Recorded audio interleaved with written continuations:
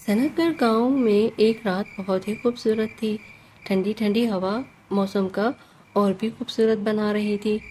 इस तरह खुदा की करनी थी।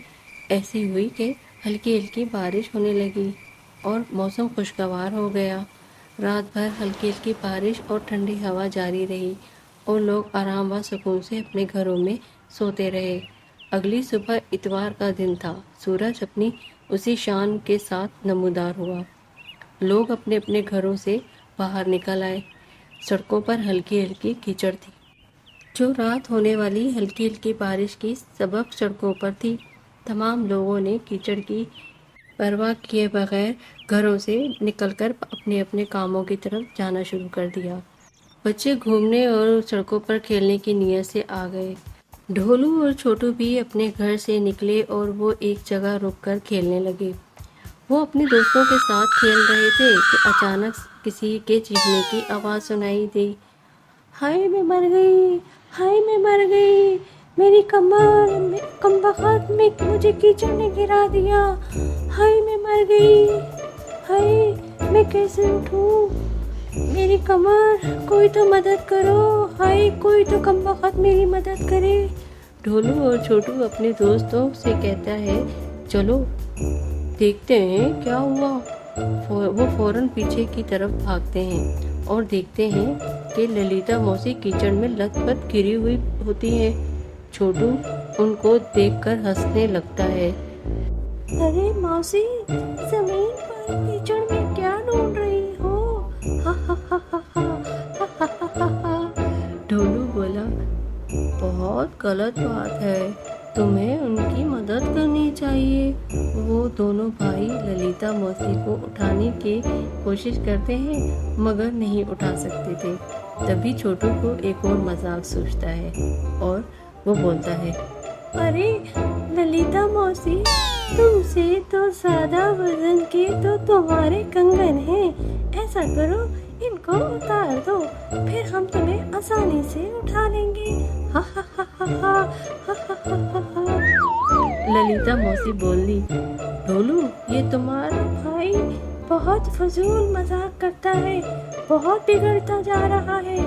ढोलू बोला, अरे नहीं नहीं मौसी, ये तो सिर्फ मजाक कर रहा है, वैसे मेरा भाई बहुत अच्छा है। चलो छोटू, मदद करो ना मौसी को उठाने में। तमाम दोस्त मिलकर ललिता मौसी को कीचड़ से बाहर निकाल लेते हैं और फिर इनको घर तक छोड़कर आते हैं। घर के दरवाजे पर रुककर ललिता सब बच्चों से कहती है, आप सब बच्चों का बहुत शुक्रिया मेरी मदद करने के लिए। खुदा तुम्हें हमेशा सलामत रखे। ये कहकर वो घर के अंदर चली जाती है और बच्चे अपने अपने रास्ते। चोर और ठग ये तमाम मामला देख रहे होते हैं और फिर एक दूसरे की तरफ देखते हैं। चोर बोला, क्या तुमने वो देखा? ठग बोला, हा हा हा हा हा हा हा हा।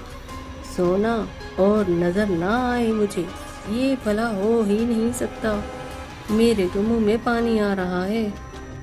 मौसी के मोटे मोटे कंगन देखकर मेरा तो बस नहीं था कि मैं जैसे ही वो कीचड़ में गिरी तो मैं उतार के भाग लेता। चोर बोला, ठीक कह रहे हो, बस अब किसी तरह ये कंगन हमारे हाथ लग जाए, फिर तो मौजे ही मौजे हैं। हा हा हा हा हा हा हा हा हा। चलो अब यहाँ से चलते हैं और किसी खामोशी और सुकून दे जगह पर बैठकर ललिता मौसी के कंगन लूटने का मंसूबा बनाते हैं। दोनों वहाँ से चले जाते हैं और एक बाग में दरख्त के नीचे जाके बैठ जाते हैं। घंटों सोचने के बाद ठग कहता है, मेरे पास एक और आइडिया है। चोर बोला, हाँ हाँ बोलो। ठग बोला, हम ललिता मौसी का पीछा करते हैं, हर वक्त इसके ऊपर नजर रखेंगे और जैसे ही रात या दिन मौका मिला तो इसको कंगन लूट कर ले जाएंगे। चोर बोला, वाह क्या मेरे यार, क्या आइडिया दिया है तुमने। चलो फिर देर किस बात की है, चलो अभी से काम पर लग जाते हैं। ये कहकर वो दोनों वहाँ से चले जाते हैं। वो दोनों भेष बदलकर गांव में घूमने लगते हैं और ललिता मौसी का इंतजार करने लगते हैं।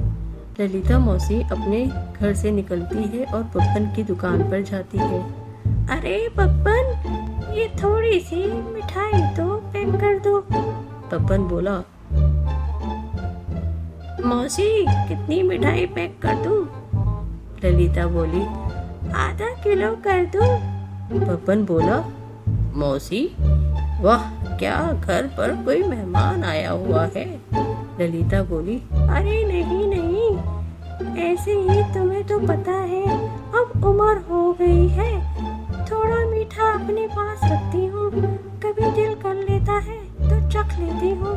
पप्पन सोचने लगा, ये कैसी बात कर रही है, बुढ़ापे में तो ऐसी चीजों से परहेज करना चाहिए।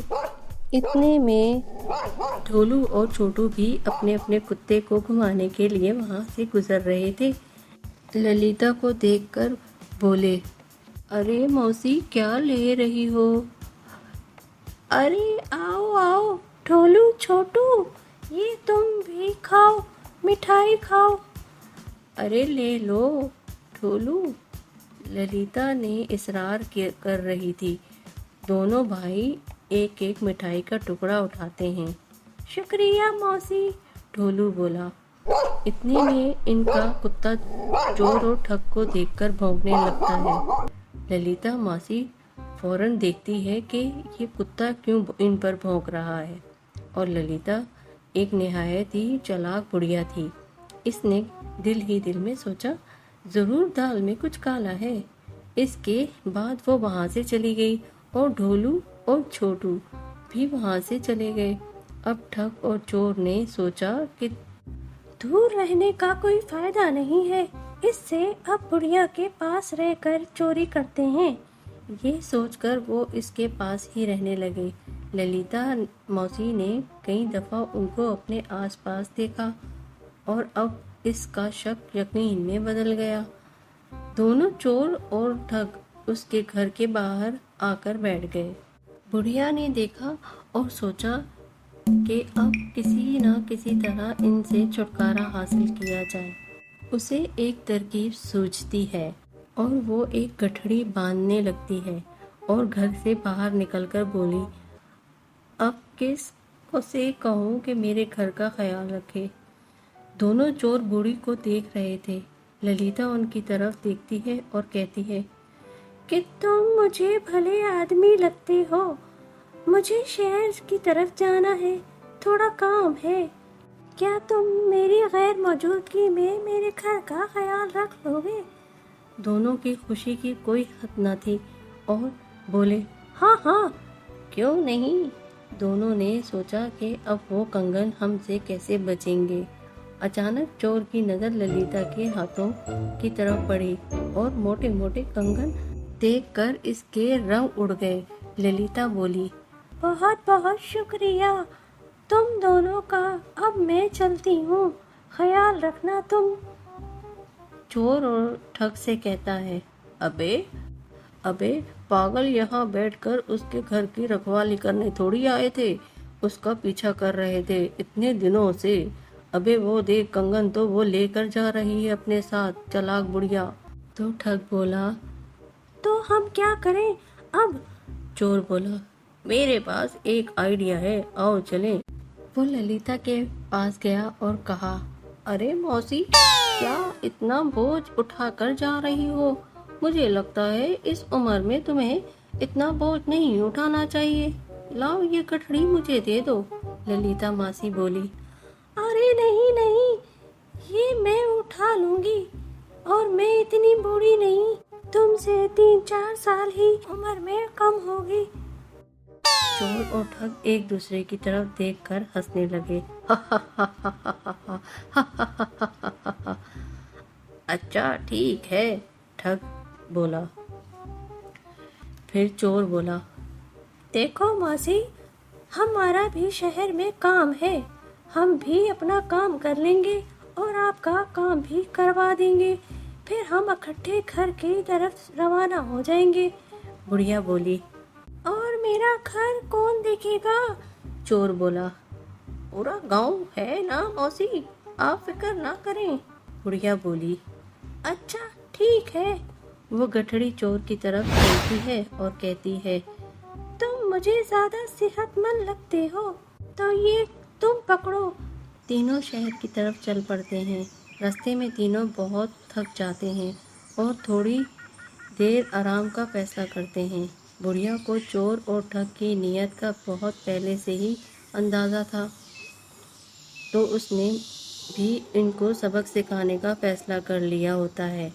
तो वो पानी में बेहोशी की दवा मिला देती है और फिर जब चोर और ठग पानी मांगते हैं तो वो दवा वाला पानी इनको पिलाकर बेहोश कर देती है। वो दिल ही दिल में सोच रही होती है कि दिल तो चाह रहा है तुम्हें यहीं छोड़कर चली जाऊं, मगर नहीं, यहाँ छोड़ दूंगी तो तुम वापस आ जाओगे, इसलिए अब मैं तुम्हारा पक्का बंदोबस्त करूंगी। हा हा हा हा हा हा हा हा हा।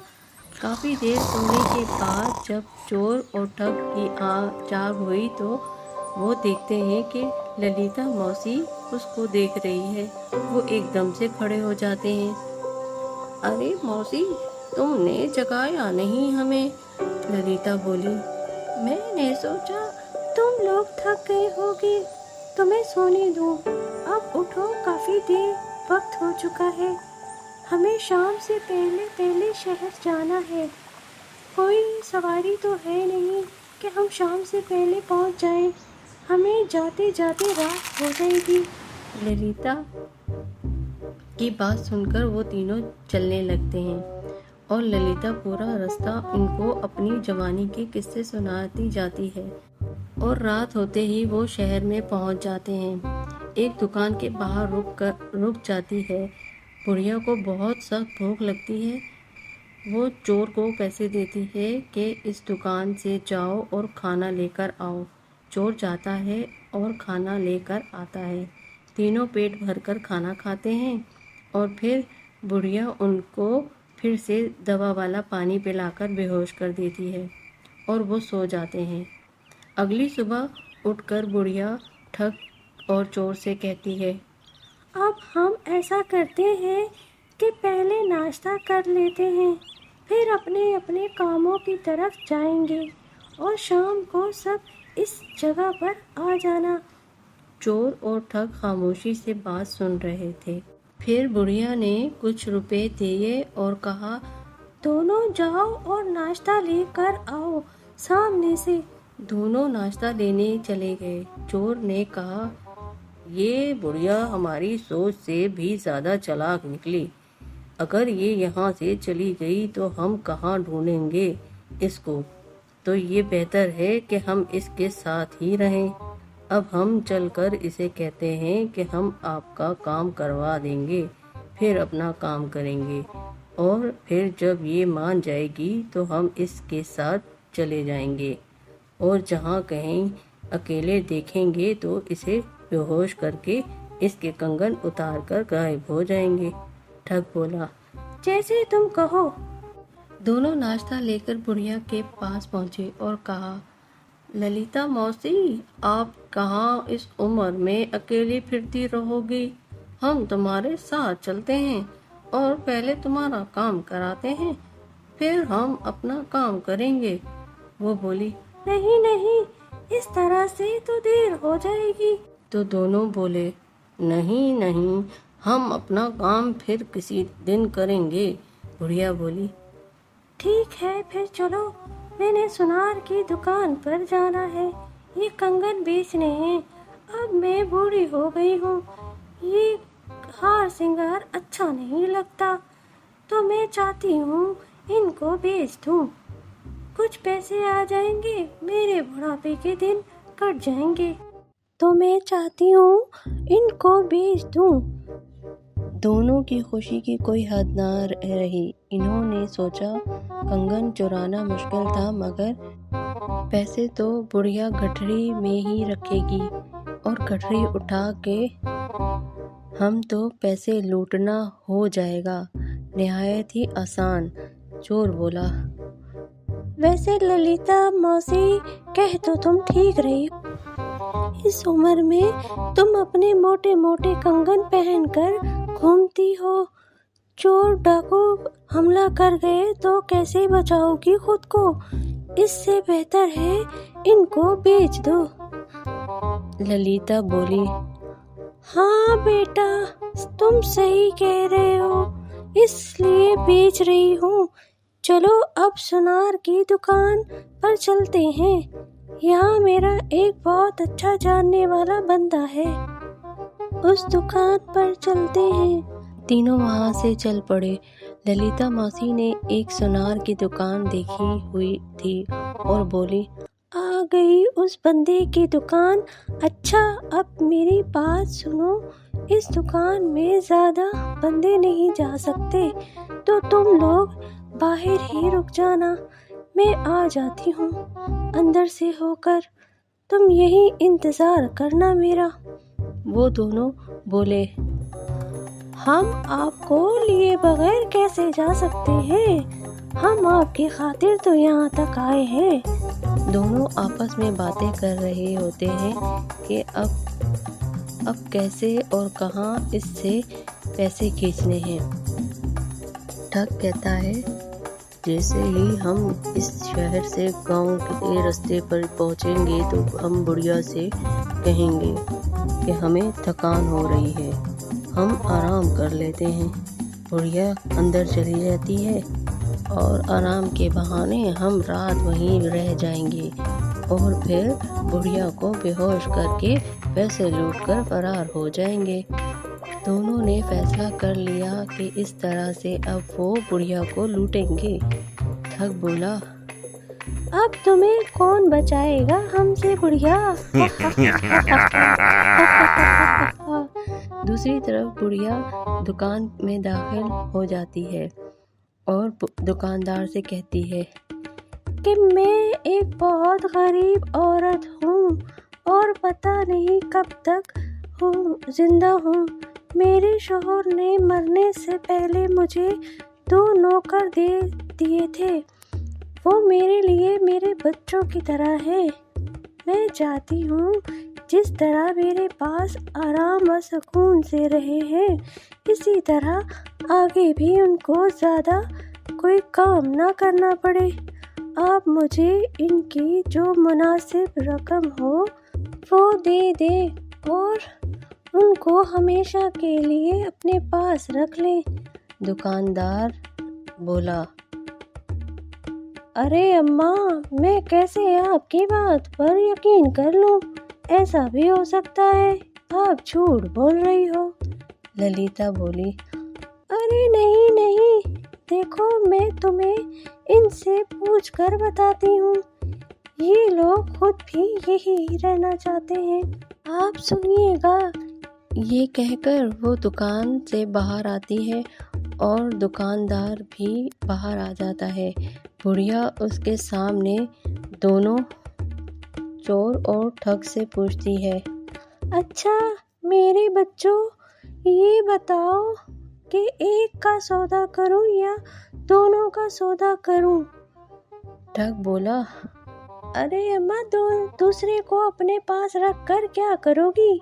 तुम्हारे दिन ही कितने रह गए हैं, बाकी बस जाओ दोनों का सौदा कर दो।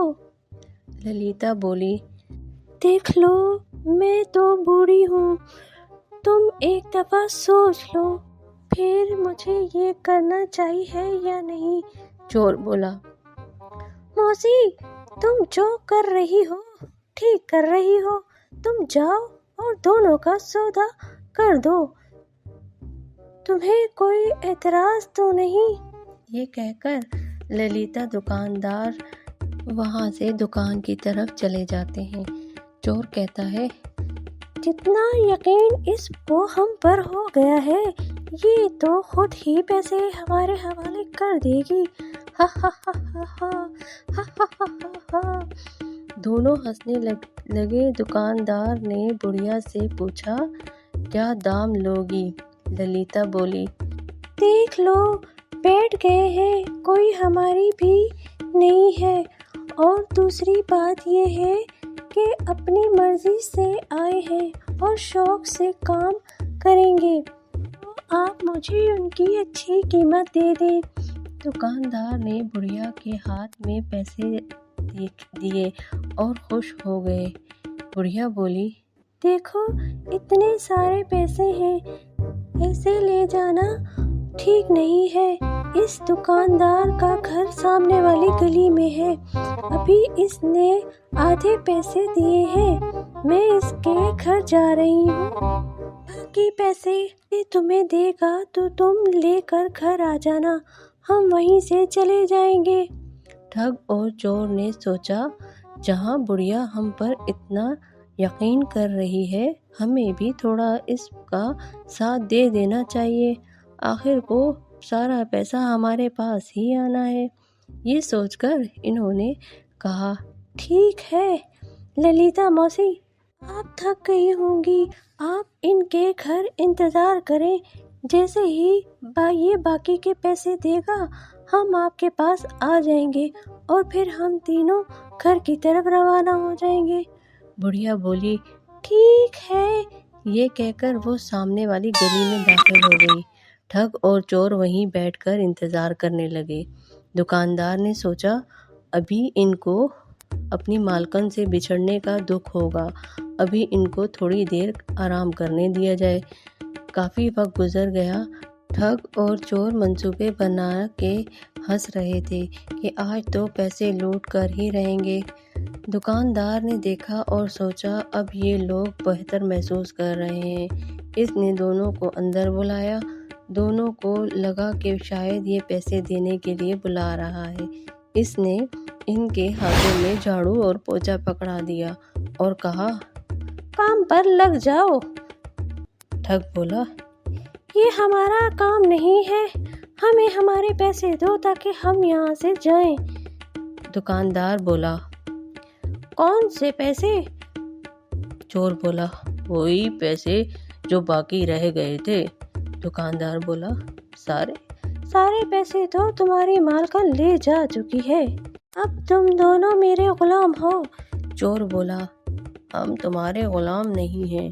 दुकानदार बोला, तुम्हारे कहने पर तुम्हारी मालकिन ने तुम्हें बेच दिया है, उसने पूछा भी था एक का सौदा करूं या दोनों का सौदा करूं, तुमने कहा दोनों का सौदा, तो उसने बेच दिया है, अब क्या तकलीफ है तुम दोनों को। अब मैं देखता हूँ तुम कैसे यहाँ से जाते हो। Oh no! ठग और चोर दोनों दुकानदार के गुलाम बन के रह गए और जिस ललिता को वो लूटना चाह रहे थे, उसी ने इन दोनों को बेचकर पैसा कमा लिया। इस तरह दोनों चोर अपने अंजाम को पहुंच गए और मौसी भी ठीक ठाक अपने घर पहुंच गई। You can download the application on Google Play or App Store, and you can visit our website mathslegends.co.uk.